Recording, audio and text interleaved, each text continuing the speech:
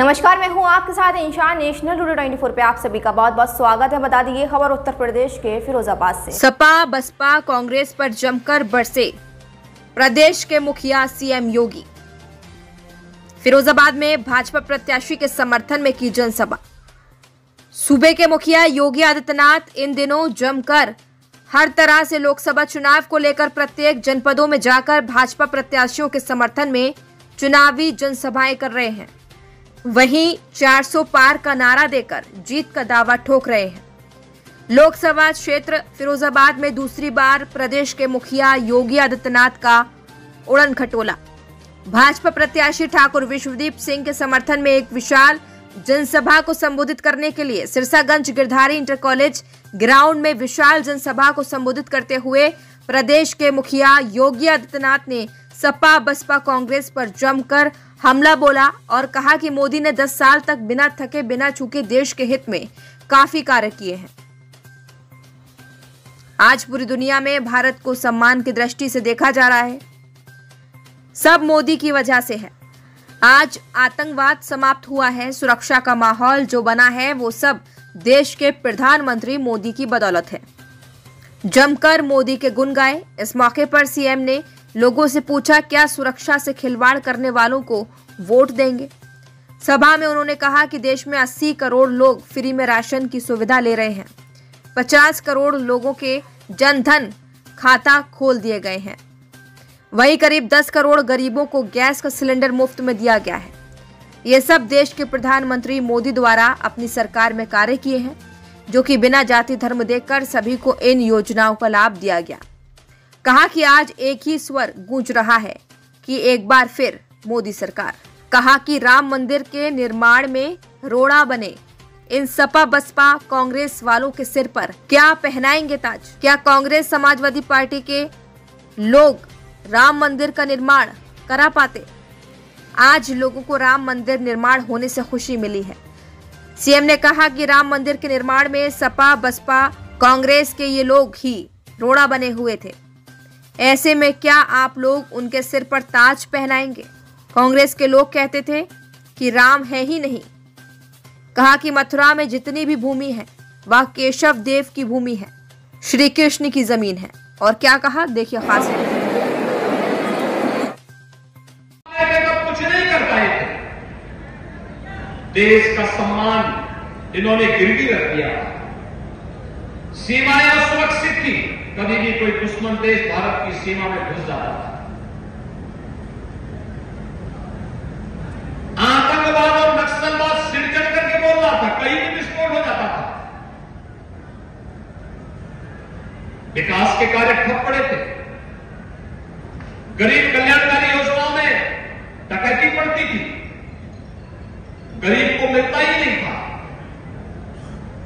और बहनों और भाइयों, आज आप देख रहे होंगे नए भारत में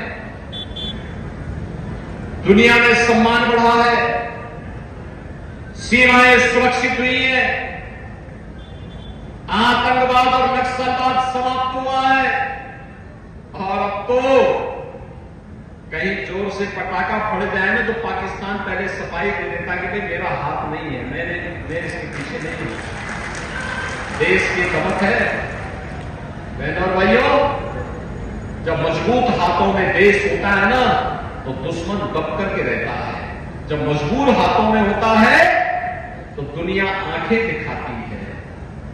आज तो थोड़ा भी अगर दुश्मन भारत की तरफ थप्पड़ मारने के लिए लपकता है तब तक यहां से इतना जोरदार घूसा जड़ा जाता है कि दुश्मन धराशायी हो चुका होता है। ये नया भारत है।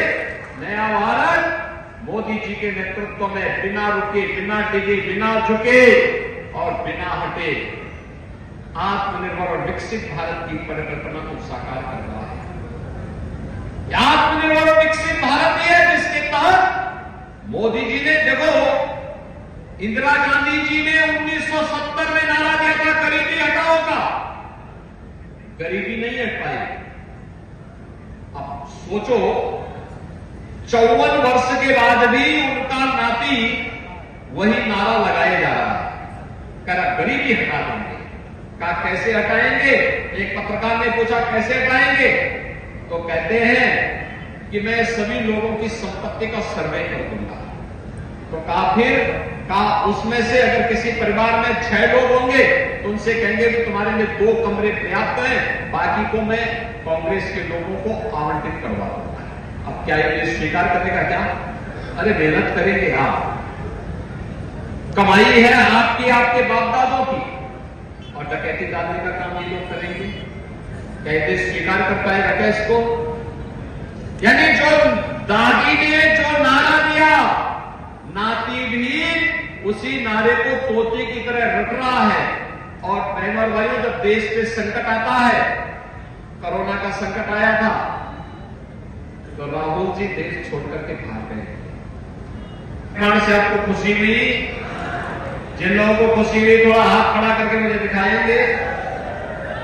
यानी आप खुश हैं, आप खुश हैं ना? और मुझे एक बात बताओ, राम मंदिर के मार्ग में सबसे बड़ी रोड़े थे कांग्रेस, सपा और बसपा। तो जो ये बैरियर बने हुए थे, इन्हीं को क्या अपने सिर का ताज बनाएंगे क्या? बनाएंगे क्या? भाई, जो आपकी आस्था का सम्मान नहीं कर सकता, आप उसको जबरदस्ती अपने गले का हार क्यों बनाएंगे? नहीं बना सकते ना? और यही कहने के लिए मैं आया हूं। कांग्रेस के लोग क्या कहते थे? कहते थे राम दे ही नहीं। समाजवादी पार्टी के लोग क्या कहते थे? कहते थे कि अयोध्या में परिता भी पर नहीं मार सकता। यही बोलते थे ना? और पवन जी के हाथी के लिए तो बोलना ही क्या है, उसकी अपनी चाल है। और इसीलिए मैं आपसे कहने के लिए आया हूं, अयोध्या में राम मंदिर का निर्माण भी हो गया है, काशी में काशी विश्वनाथ धाम का निर्माण हो गया है। और कल आपने माननीय उच्च न्यायालय के फैसले को ही पढ़ा होगा। न्यायालय ने कल एक बात और कही है, और उस चीज को भी हम कहते हैं जिसको हम लोग सैकड़ों वर्षों से कहते आ रहे हैं। और बहनों भाइयों, मैं फिर इस बात को कहता हूं कि मथुरा में जितनी भी भूमि है वह ठाकुर केशव देव की भूमि है, भगवान कृष्ण की भूमि है।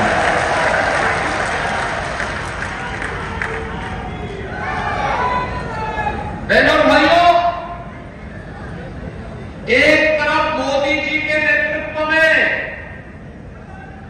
विरासत को सम्मान और आपकी आस्था को सम्मान देने वाली भाजपा की सरकार है, और दूसरी तरफ कांग्रेस, सपा और बसपा के नेतृत्व की सरकार जो कहती है हम विरासत टैक्स लगाएंगे। यानी ये औरंगजेब के नए अवतार पैदा हो गए हैं जो कहते हैं विरासत टैक्स लगाएंगे। जैसे औरंगजेब ने जजिया कर लगाया था ना हिंदुओं पे,